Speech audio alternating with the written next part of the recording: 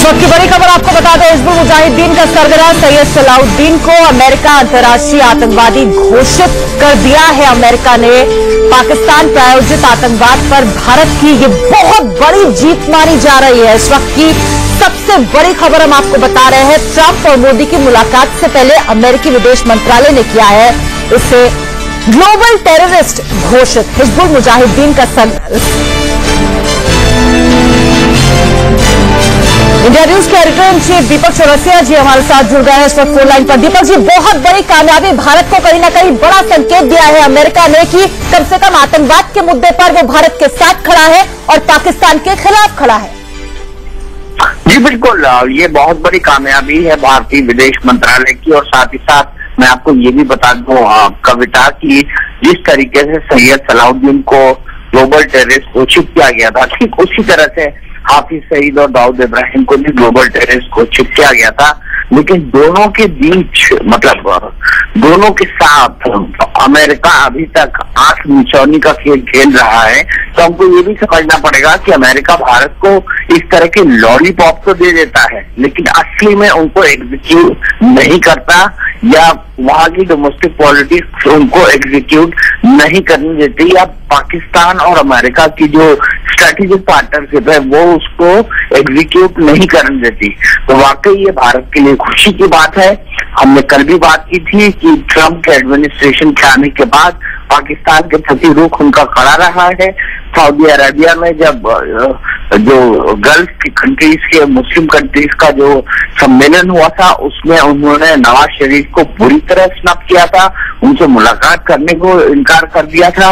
और साथ ही साथ अन्य समयों पर भी वो भारत के प्रधानमंत्री से उन्होंने 3 बार टेलीफोन पर बात की, लेकिन पाकिस्तान के प्रधानमंत्री नवाज शरीफ से एक ही बार टेलीफोन पर बात नहीं की। ये बताता है कि ट्रंप जो है कितने बेरुख हैं पाकिस्तान के प्रति। और इन तमाम चीजों के मद्देनजर, इन तमाम चीजों को ध्यान में रखते हुए मुझे लगता है कि सैयद सलाहुद्दीन जैसे शख्सियत को ग्लोबल टेररिस्ट घोषित करना भारत की एक बहुत बड़ी कामयाबी है। सबको पता है कि सैयद सलाहुद्दीन पाकिस्तान के अंदर रहता है, सबको पता है कि सैयद सलाहुद्दीन पाकिस्तान के अंदर खुला घूमता फिरता है, सबको पता है कि सैयद सलाहुद्दीन के घर में जब शादी होती है तो कश्मीर से कौन कौन से नेता पहुंचते हैं और किस किस तरह के पत्रकार पहुंचते हैं वहां। बिल्कुल। तो इन तमाम चीजों पर हमको ध्यान रखना पड़ेगा कविता। लेकिन निसंदेह भारत की बड़ी कामयाबी है, लेकिन कामयाबी सिर्फ डिक्लेयर करने पे ना रह जाए, एग्जीक्यूट करने पर हो, इस पर मेरा ज्यादा ध्यान होगा। बिल्कुल, क्योंकि अब इस पर सैंक्शंस भी दीपक जी लगाए जाएंगे और साथ ही साथ जो एसेट्स होंगे इसके अगर अमेरिका में, तो उन्हें भी फ्रीज कर दिया जाएगा अमेरिका कंट्रोल एरियाज में। यानी कि बहुत बड़ी कामयाबी हम इसे मानकर चल सकते हैं आगे। अजय जांडियाल हमारे संवाददाता भी हमारे साथ जुड़ गए। अजय, ईद के दिन पाकिस्तान को तो ईदी के नाम पर बहुत बड़ा झटका मिला है, लेकिन कह सकते हैं भारत को बड़ी ईदी मिली है। लेकिन इसको आने वाले वक्त में बड़ी तस्वीर में कश्मीर में किस तरह से इस फैसले का प्रभाव आप देखते हैं?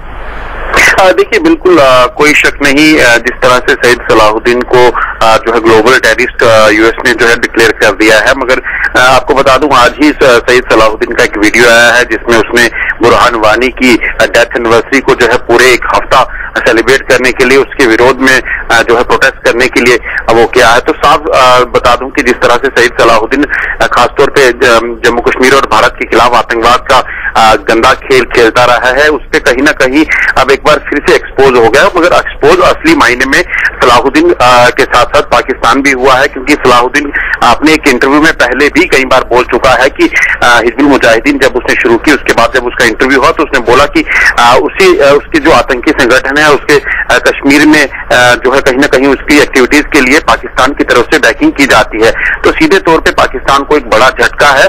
और दूसरी तरफ की सैयद सलाहुद्दीन की कई प्रॉपर्टीज हैं जो चाहे जम्मू कश्मीर में है, क्योंकि ये बडगाम का रहने वाला है, वहां इसका जन्म हुआ है सैयद सलाहुद्दीन का, और उसी तरह से उसकी प्रॉपर्टीज भी कहीं ना कहीं सीज होंगी। और उसके बाद जो कानूनी कार्रवाई है वो जब शुरू होगी, और उसके बाद कहीं ना कहीं सैयद सलाहुद्दीन पे शिकंजा कसना और पाकिस्तान को खासतौर पे जो एक्सपोज करना जो इंटरनेशनल लेवल पे जो भारत का मकसद था, उसमें भी एक बड़ी कामयाबी मिलेगी। बिल्कुल। अजय जी, विस्तार से आपसे जानना चाहेंगे कि सलाहुद्दीन का किस तरह का रोल रहा है हिजबुल मुजाहिदीन के आतंकियों को की घुसपैठ कराने में, और जिस तरीके से आप बोल रहे हैं अभी 10 घंटे पहले ही एक वीडियो इसने रिलीज किया है और उस वीडियो की हम तस्वीरें भी दिखा रहे हैं। बिल्कुल, आपको बता दूं, अगर सईद सलाहुद्दीन की बात करें तो जब 90 के दशक का आतंकवाद सबसे चरम सीमा पे था, उस वक्त सईद सलाहुद्दीन ने हिजबुल मुजाहिदीन की जो है कमांड संभाली थी और उसके बाद उसने लगातार कश्मीर के युवाओं को बरगलाने का काम शुरू किया, उन्हें पाकिस्तान में ले जाकर कहीं ना कहीं उनको ट्रेनिंग दिलवाई और उसके बाद आतंकवाद का नंगा नाच सईद सलाहुद्दीन द्वारा जो है खेला जाता रहा। और अभी भी एक बड़ा तकवा, क्योंकि कश्मीर में जो आतंकवाद चल रहा है उसमें सईद सलाहुद्दीन जो है हिजबुल मुजाहिदीन के आतंकवादियों को कहीं ना कहीं रिक्रूट करके, युवाओं को उसमें रिक्रूट करके वहां पर आतंकवाद का नंगा नाच नाचता था। उसके बाद साथ साथ लश्कर और जब बाकी जैसे मोहम्मद जैसे संगठन जुड़े। जी अजय जी, फिर लौटेंगे आपके पास। हमारे साथ वॉशिंगटन से लगातार इंडिया न्यूज के एडिटर इन चीफ दीपक चौरसिया जी जुड़े हुए हैं। दीपक जी, आपको क्या लगता है इसके बाद अब इस परिप्रेक्ष्य में जब अब बातचीत होगी ट्रंप की और मोदी की, ये तो खबरें आ रही है कि प्रधानमंत्री नरेंद्र मोदी के लिए अब वो हिंदी भी सीख रहे हैं, लेकिन आतंकवाद को लेकर जब इस तरह का ऐलान हो जाता है और उसके बाद जब बैठक होगी तो आपको लगता है पाकिस्तान के खिलाफ कुछ और सख्त स्ट्रैटेजी भी बन सकती है? सर्जिकल स्ट्राइक्स आने वाले वक्त में अमेरिका भी करता हुआ नजर आ सकता है।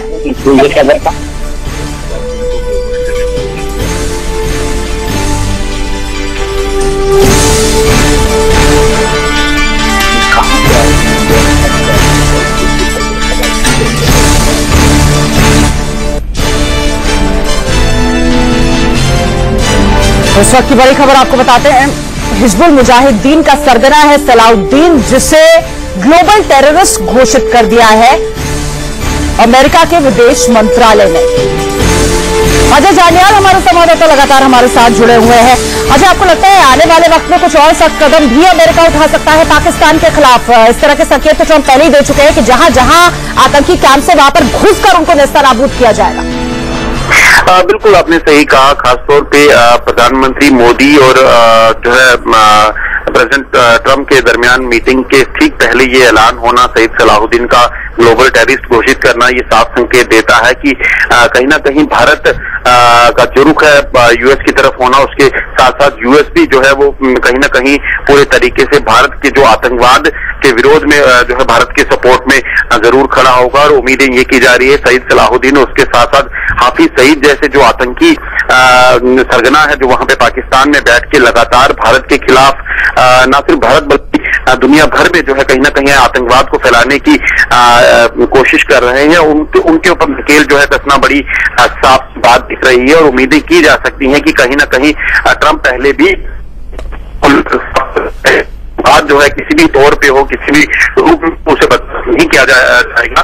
और अगर प्रधानमंत्री मोदी भी उसी तरीके से, उनके बयान से साफ लगता है कि टेररिज्म को लेकर उनका भी रवैया बिल्कुल साफ है। और यूएस के साथ जब ट्रंप के साथ मुलाकात होगी उसमें भी प्रधानमंत्री जो है वो इस चर्चा को आगे बढ़ाने वाले हैं कि किस तरह से पाकिस्तान भारत में, खासतौर पे जम्मू कश्मीर में आतंकवाद के जरिए जो है हालात खराब करने में जुटा हुआ है। और कहीं ना कहीं उसे बड़े लेवल पर जो है इंटरनेशनल लेवल पर पाकिस्तान पहले इसे बुनाता रहा है ह्यूमन राइट वायलेशन के नाम पर और बाकी चीजों के नाम पर। अब भारत कहीं ना कहीं जब इन सारी सच्चाइयों को, इन सारे सबूतों को जो है वो इंटरनेशनल लेवल पे पेश करेगा, उसके बाद कहीं ना कहीं पाकिस्तान में बैठे आतंकी सरगना और पाकिस्तान से चलने वाला आतंकवाद जो है उस पे नकेल कसना तय है। बिल्कुल। और अजय, ये जो ऐलान है ये एक ऐसे वक्त पर आ रहा है जबकि हमने देखा भी थोड़ी ही देर पहले विदेश मंत्रालय की प्रेस कॉन्फ्रेंस खत्म होती है और उसमें भी इसी बात का जिक्र किया जाता है कि मोदी और ट्रंप के बीच होगी आतंकवाद पर चर्चा और हम पड़ोसी देशों के साथ अच्छे रिश्ते चाहते हैं,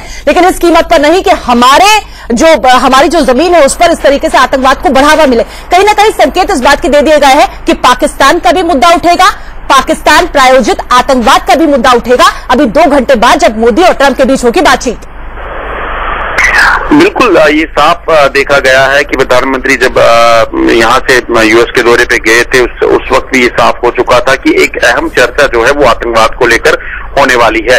और यही जब कल प्रधानमंत्री ने वहां पे अपनी एड्रेस किया, संबोधित किया, तो उसमें भी साफ उन्होंने इसका जिक्र किया कि किस तरीके से भारत पाकिस्तान प्रायोजित आतंकवाद से पीड़ित है और उसी को से निपटने के लिए सर्जिकल स्ट्राइक तक वहां पे की है। और प्रधानमंत्री ने ये साफ संकेत दे दिए हैं कि कहीं ना कहीं इसी पर अहम चर्चा भी होने वाली है। बिल्कुल, और ये भी साफ हो जाता है अजय कि जिस स्टैंड पर प्रधानमंत्री नरेंद्र मोदी कायम है उस स्टैंड को कहीं ना कहीं अमेरिका का भी साथ मिल रहा है। हम सीधे रुक कर सकते हैं वॉशिंगटन का, जहां से फोन लाइन पर हमारे साथ मौजूद है इंडिया न्यूज के एडिटर इन चीफ दीपक चौरसिया जी। दीपक जी, कल आप उस आयोजन में मौजूद थे, भारतीय समुदाय के लोगों को जब संबोधित कर रहे थे प्रधानमंत्री नरेंद्र मोदी, तो लगातार उन्होंने जिक्र किया सर्जिकल स्ट्राइक का, और आपने इस बात को कहा भी था कि बहुत ज्यादा तालियां बजी थी जब उन्होंने ये कहा था कि सर्जिकल स्ट्राइक अगर गलत होती तो फिर पूरी जो दुनिया है वो हमारे बाल नोचने के लिए खड़ी हो जाती। लेकिन सबको पता था कि समस्या कहां है और जिससे तकलीफ हो रही थी वो कौन था, ये भी साफ हो गया। कहीं ना कहीं प्रधानमंत्री नरेंद्र मोदी ने ये कहा कि सर्जिकल स्ट्राइक जरूरी थी,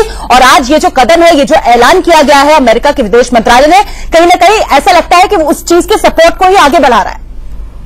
जी बिल्कुल बिल्कुल, बेटा आपने एक भी शब्द गलत नहीं किया है, उसी बात को आगे बढ़ा रहा है, और साथ ही साथ इस बात को भी आगे बढ़ा रहा है कि भारत जो चाहता था उसमें से एक कदम किया है, सिर्फ एक कदम किया है। भारत चाहता था कि कई सारे और लोग ग्लोबल टेररिस्ट अनाउंस हो, मैं उनके नामों में नहीं जाना चाहता, लेकिन भारत अमेरिका ने हाफिज सईद को भी ग्लोबल टेररिस्ट डिक्लेयर कर रखा है, दाऊद इब्राहिम को भी कर रखा है, सैयद सलाउद्दीन को भी कर रखा है। तो मैं जितना यूएस को समझता हूं, मैं भारतीय जनता को एक बताना चाहता हूं कि एक छोटी सी लॉलीपॉप है जो अमेरिका ने भारत को दी है। जिसको भारत की सफलता तो मानूंगा, लेकिन मैं इसको लॉलीपॉप की तरह मानूंगा कि बच्चा रोया तो लॉलीपॉप दे दी। इसका एग्जीक्यूशन कितना होगा जी, मुझे इस पे संदेह है, इसका एग्जीक्यूशन किस हद तक दीपक जी संदेह ये जायज है और किस हद तक इसका एग्जीक्यूशन हो सकता है? बहुत अहम बात आपने कही, हम सीधे रुक कर सकते हैं। हमारे साथ इस वक्त डिफेंस एक्सपर्ट जीडी बख्शी साहब भी जुड़ गए हैं। बख्शी साहब, इस फैसले को आप किस तरीके से देखते हैं? और जिस तरह से इंडिया न्यूज के एडिटर इन चीफ दीपक चौरसिया जी कह रहे हैं कि ये एक तरह का लॉलीपॉप हो सकता है, क्योंकि जब तक अमेरिका इस फैसले को एग्जीक्यूट नहीं करता तब तक उसका इंटेंशन साफ नहीं होगा। देखिए ये बहुत जरूरी, ये एक अहम बात है। हाफिज सईद भी पिछले 8 सालों से इंटरनेशनल टेररिस्ट घोषित किया गया है, उस पर $10 मिलियन बाउंटी का रिवॉर्ड लगा रखा है अमेरिका ने, लेकिन वो पाकिस्तान में फ्री घूम रहा है। अभी इसी साल उसको कुछ समय के लिए नाटकीय तौर पे उसको क्या कहते हैं हाउस अरेस्ट में डाला गया है, लेकिन जो उसका सन इन लॉ है वो लगातार मक्की ने उसका स्थान ले लिया है जहर उगलने में और minute by minute operations control करने में। सैयद सलाउद्दीन को टेररिस्ट घोषित करने में एक सिंबॉलिक चीज जरूर है। पाकिस्तान कह रहा है कि जो जम्मू कश्मीर में हो रहा है वो आजादी की स्ट्रगल है। यहाँ पे अमेरिका ने साफ एक स्टैंड लिया है कि नहीं साहब, सैयद सलाउद्दीन एक टेररिस्ट है, मतलब जो जम्मू कश्मीर में हो रहा है वो कोई आजादी की जंग नहीं, वो टेररिज्म है, स्ट्रेट एंड सिंपल। ये एक सांकेतिक मानों में एक ये बहुत अहम चीज है।